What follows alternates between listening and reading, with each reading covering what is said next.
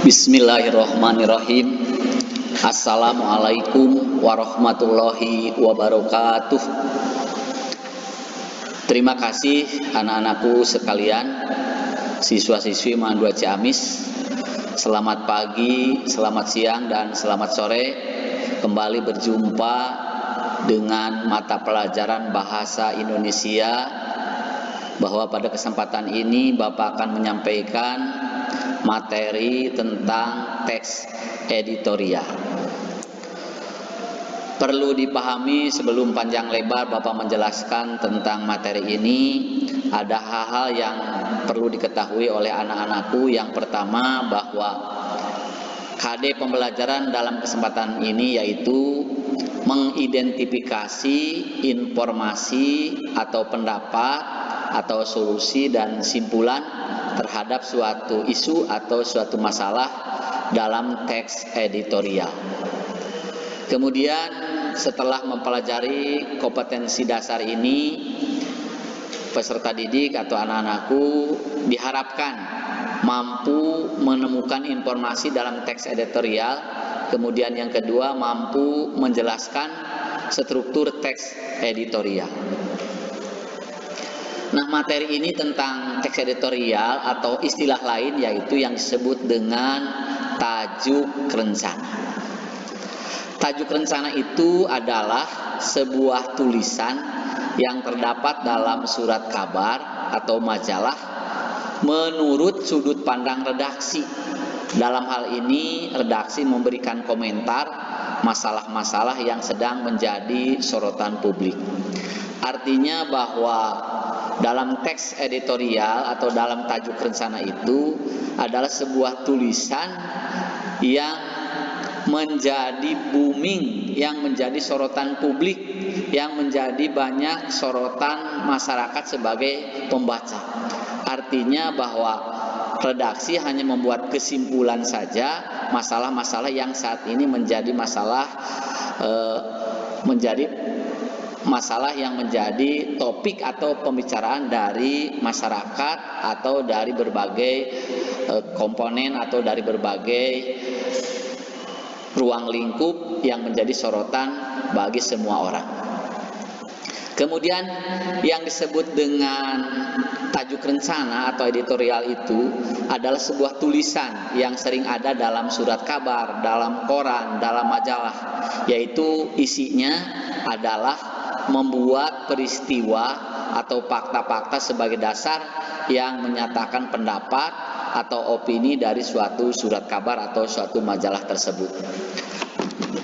Kemudian tulisan tersebut adalah tetap mengacu kepada penggunaan bahasa baku.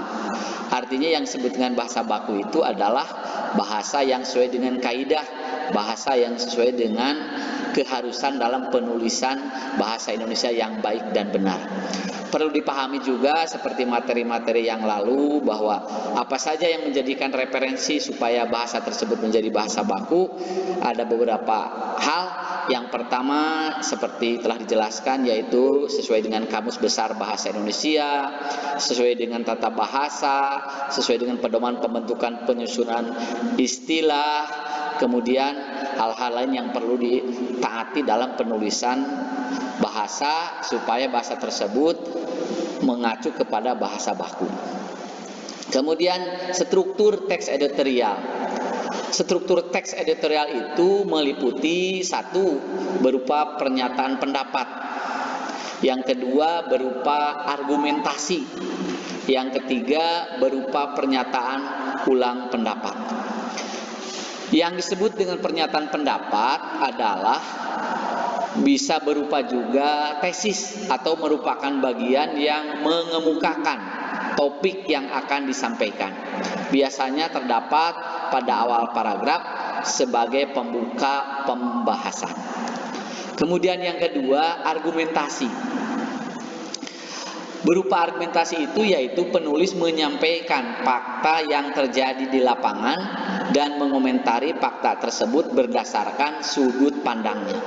Tujuannya adalah untuk mempengaruhi dan meyakinkan pembaca agar penulis bisa menyampaikan sesuatu sehingga membenarkan atau bisa memahami lebih jelas bahwa pembaca bisa mengikuti alur atau hal-hal yang disampaikan oleh penulis.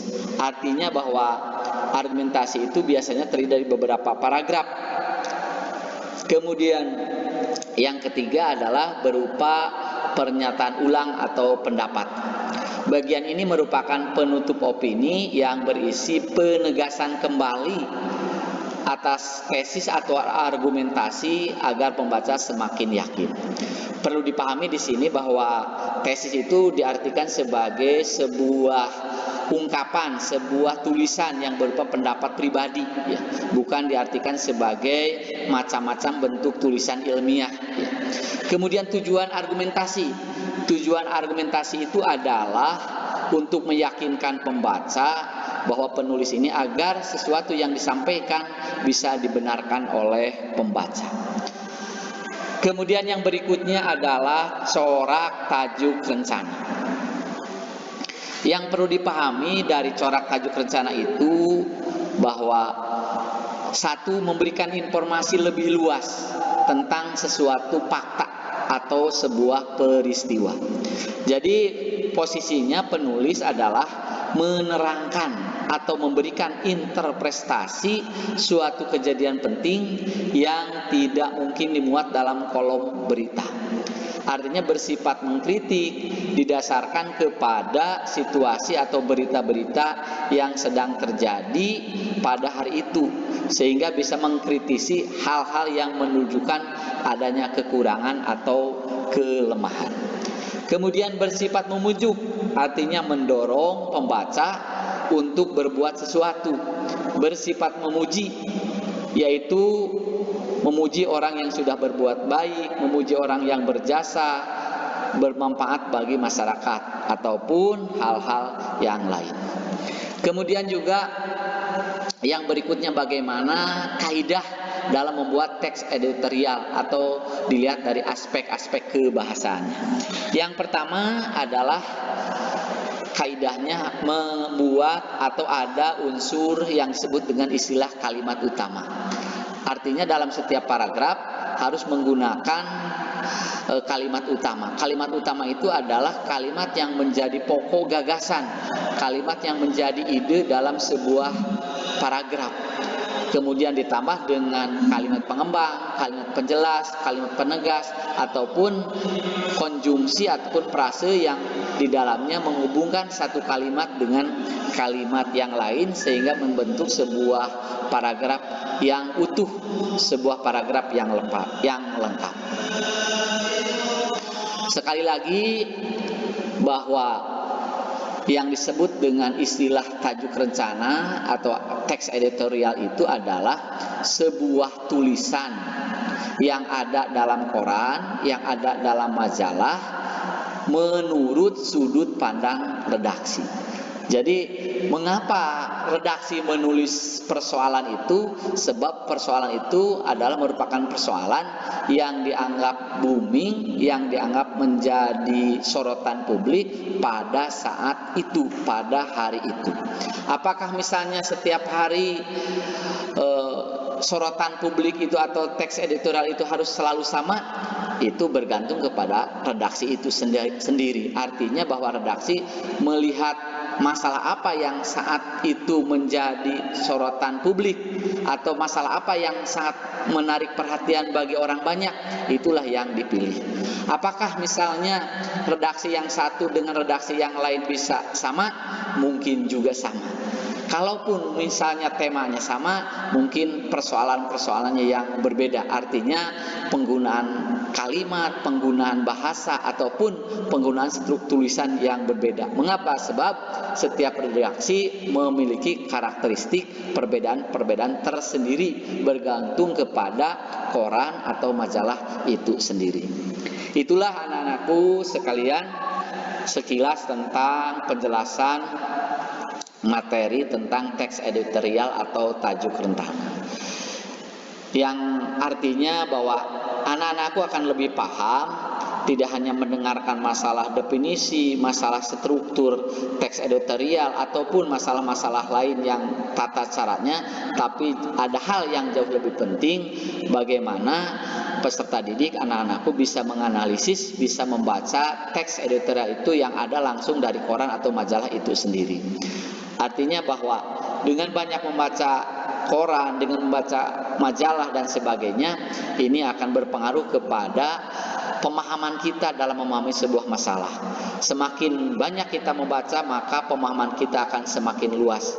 Walaupun persoalannya yang dibacanya sama, dengan banyak bacaan yang berbeda, ini akan menambah wawasan yang lebih baik, yang lebih banyak lagi. Untuk sementara itulah barangkali tentang tataran teori tentang teks editorial ataupun tentang tajuk rencana. Kelanjutannya, sebab masih dalam konteks pembelajaran daring, anak-anakku bisa melihat kembali nanti, kemudian tugas-tugasnya diperhatikan dalam e-learning madrasah. Nanti ada tugas, ada hal yang perlu dikerjakan. Ini hanya sebagai pengantar saja untuk memahami teks ini, yang nanti akan dilengkapi dengan tugas-tugas untuk bisa dikerjakan, kemudian dikumpulkan. Nanti juga ada dalam tugas lain yang harus dikerjakan.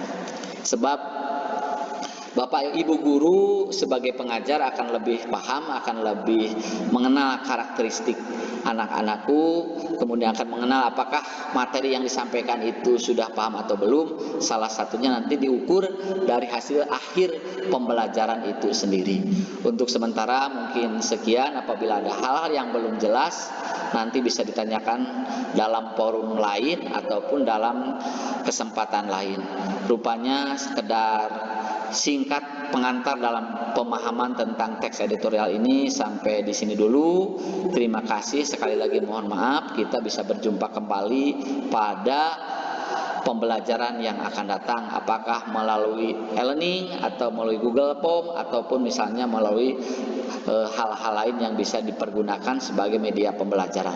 Untuk sementara sampai di sini, terima kasih. Mohon maaf atas segala kekurangannya. Terima kasih atas segala perhatiannya.